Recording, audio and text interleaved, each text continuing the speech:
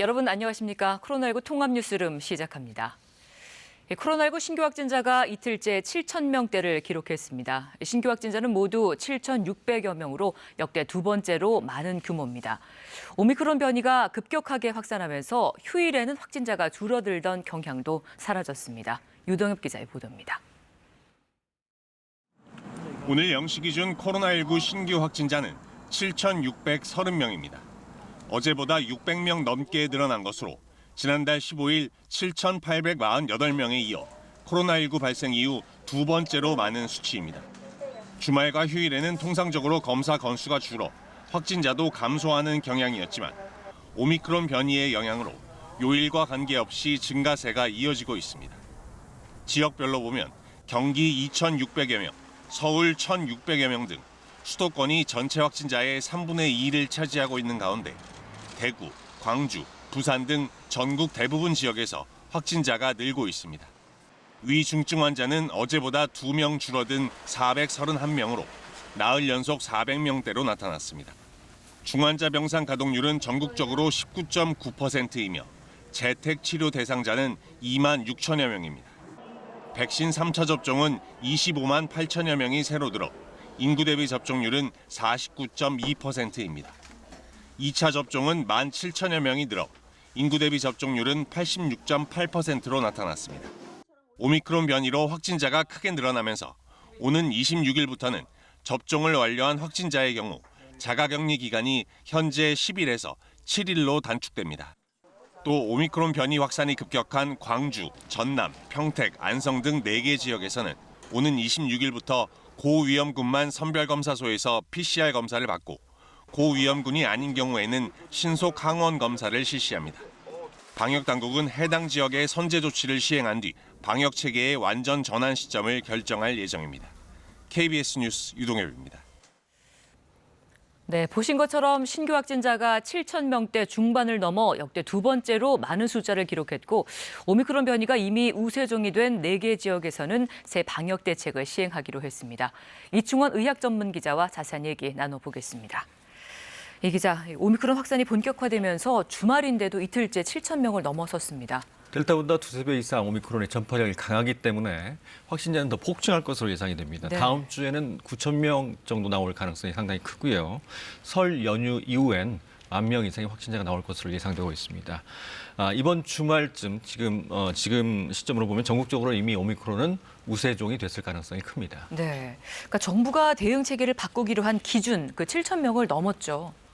지금까지는 이제 확진자 발생을 억제하는 3T 정책을 썼습니다. 네네. 테스트, 그러니까 검사를 하고, 트레이스, 추적을 하고, 격리를 하고, 트리트, 치료를 하는 거였는데요.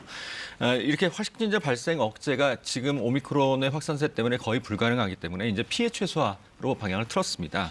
위중증과 사망을 최대한 줄이는 그런 피해 최소화로 의료 체계를 개편하고 있습니다. 네, 이게 선별 검사소에서는 대체적으로 다 받을 수가 있었는데 이제 우선적으로 고위험군만 PCR 검사를 받기로 했죠.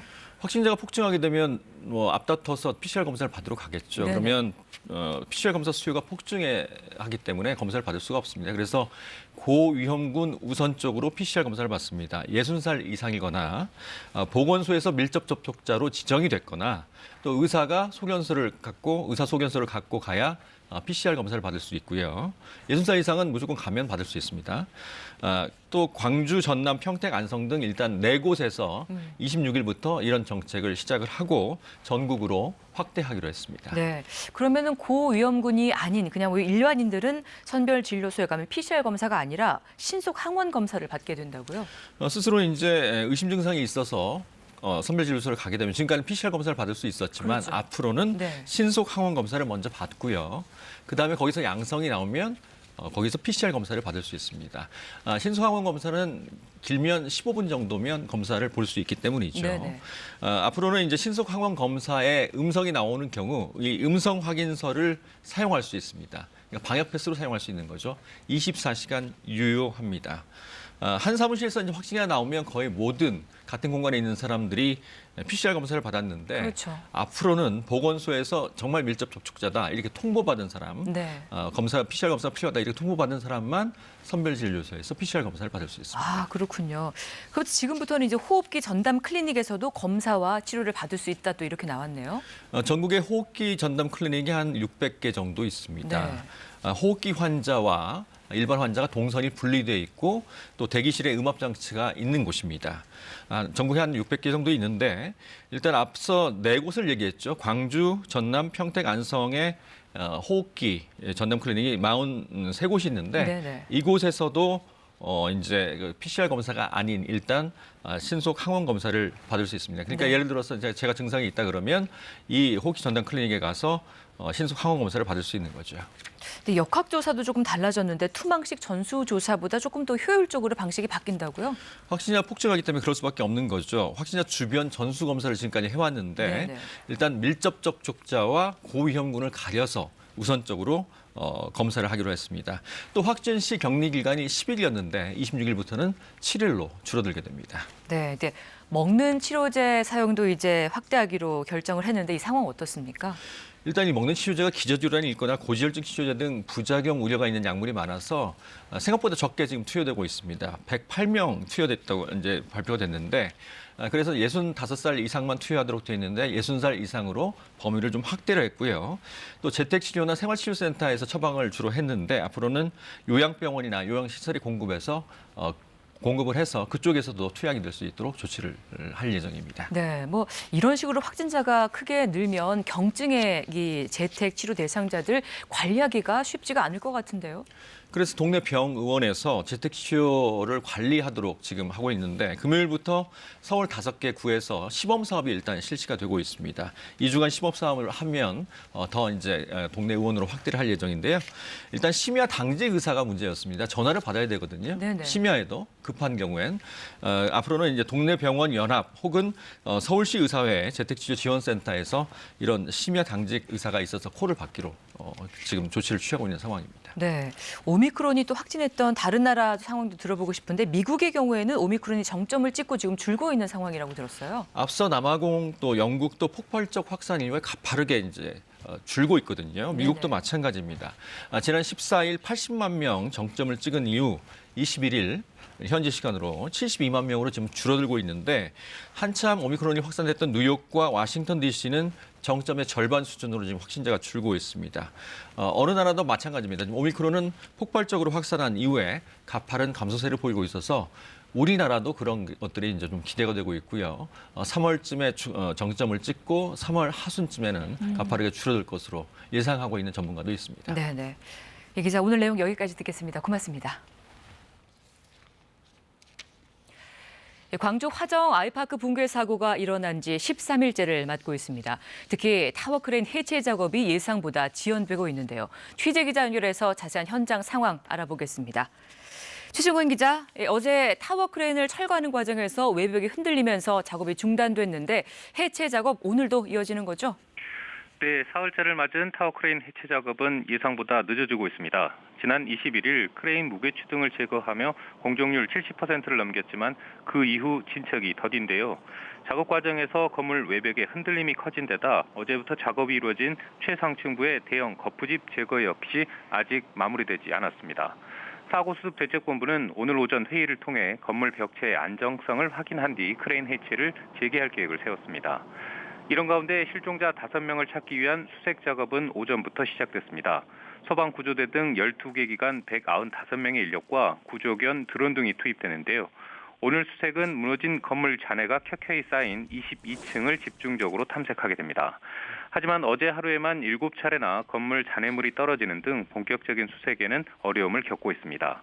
한편 조금 전 실종자 가족들은 현장에서 기자들을 만나 시공사인 현대산업개발의 비협조적 태도를 지적했습니다. 어제 야간에 구조대 수색이 예정됐지만 현산 측이 잔해물 제거 등을 제대로 협조하지 않으면서 수색이 무산됐다는 겁니다. 실종자 가족들은 정부 차원의 현장 수습과 함께 사고 수습 참관 등을 요구했습니다. KBS 뉴스 최성현입니다. 정부가 광주 화정 아이파크 붕괴 사고와 관련해 중앙사고수습본부를 운영한다고 밝혔습니다. 중수본은 노동부와 행정안전부, 국토교통부, 소방청 등 관계기관으로 구성됐고 안경덕 고용노동부 장관이 본부장을 맡습니다. 중수본은 실종 근로자 수색과 현장 수습, 피해 지원 등을 총괄 지원합니다. 중수부는 또 내일 오후 사고 현장 인근에서 첫 회의를 열고 관계기관으로부터 수색 구조 활동, 타워 크레인 제거, 붕괴 건물 안정화, 실종자 가족 지원 등 상황을 보고받고 수색 구조 계획 지원 방안을 논의할 예정입니다. 어제 오후 경기도 포천의 한 스키장에서 리프트가 갑자기 역주행을 하면서 이용객들이 다치는 사고가 났습니다.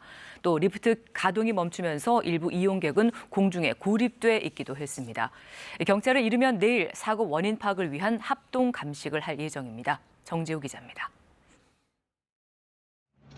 스키장 리프트가 빠르게 뒤로 내려오고 타고 있던 이용객들이 바닥으로 떨어집니다. 넘어진 이용객들이 뒤이어온 리프트에 부딪히기도 합니다.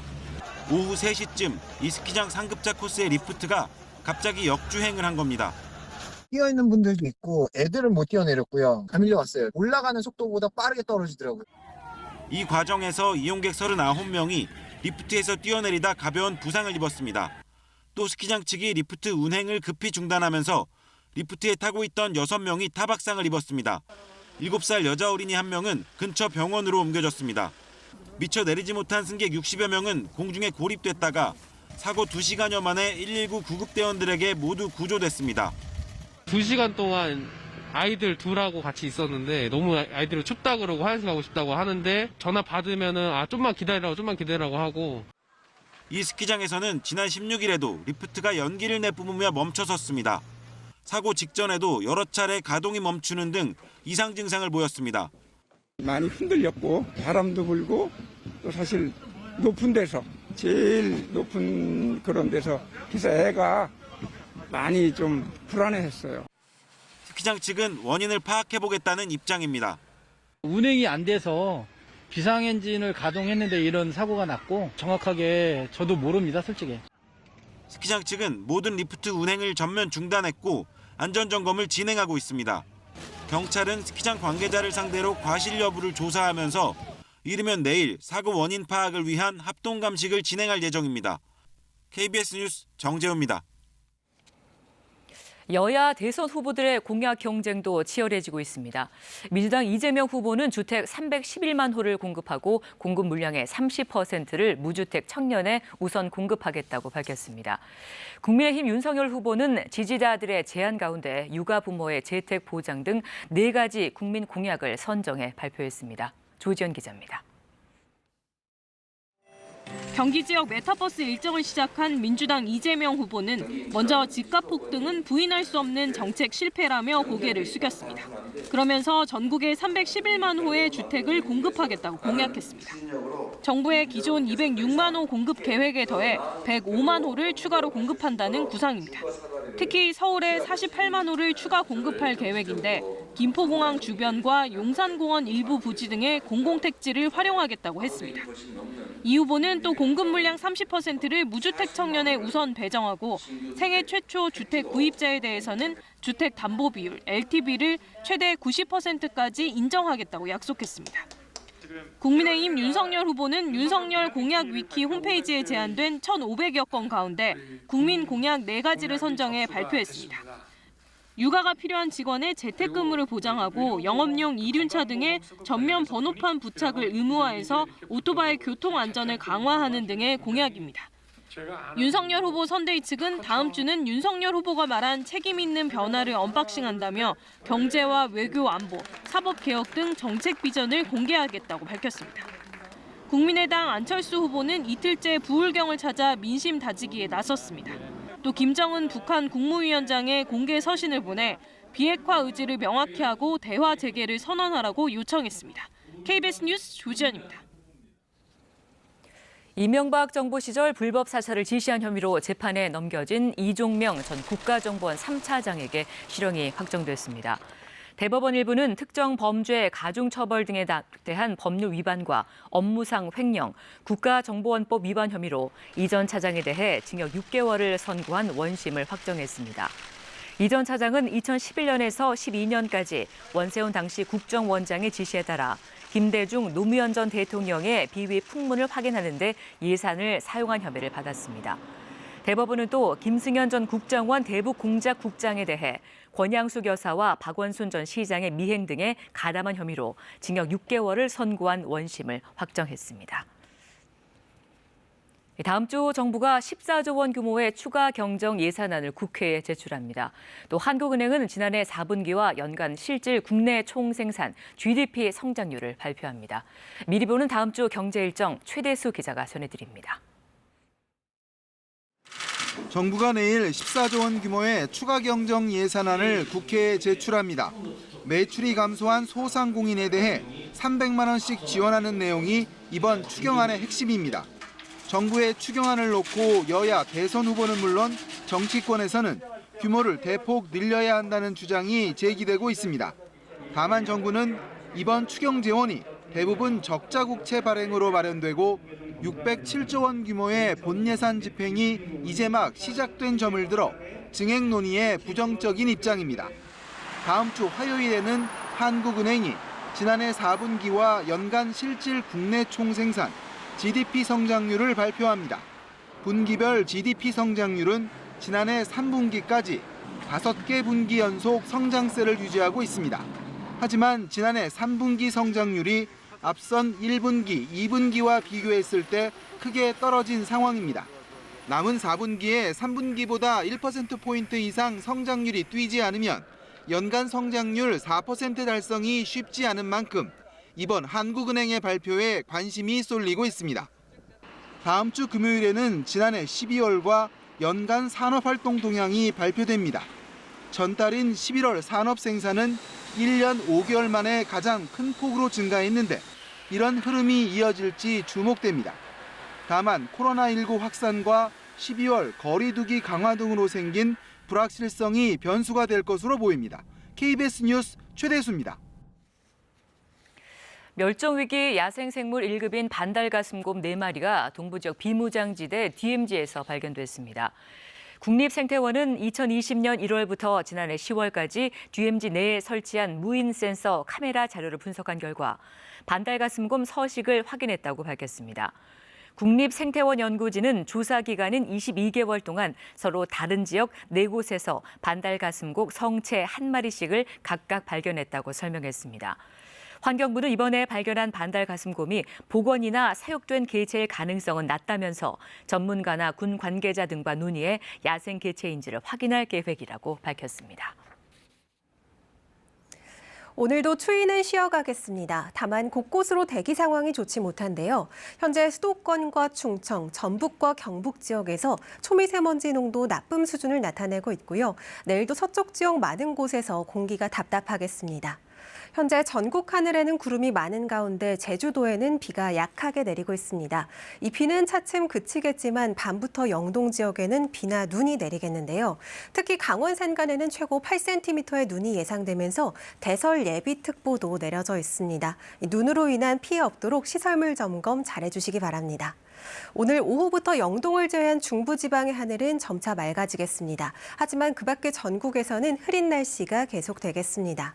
오늘 낮 기온은 어제와 비슷하겠습니다. 서울이 7도, 대전 9도, 광주와 부산 12도 등으로 남부지방에서는 10도로 웃도는 곳들이 많겠습니다. 바다의 물결은 동해상과 남해상 또 제주 먼 해상에서 최고 3에서 4m로 높게 일겠습니다. 당분간 큰 추위 없이 비교적 포근한 날씨가 계속되겠습니다. 날씨 전해드렸습니다. 코로나19 통합 뉴스를 마치겠습니다. 함께해 주신 여러분 고맙습니다.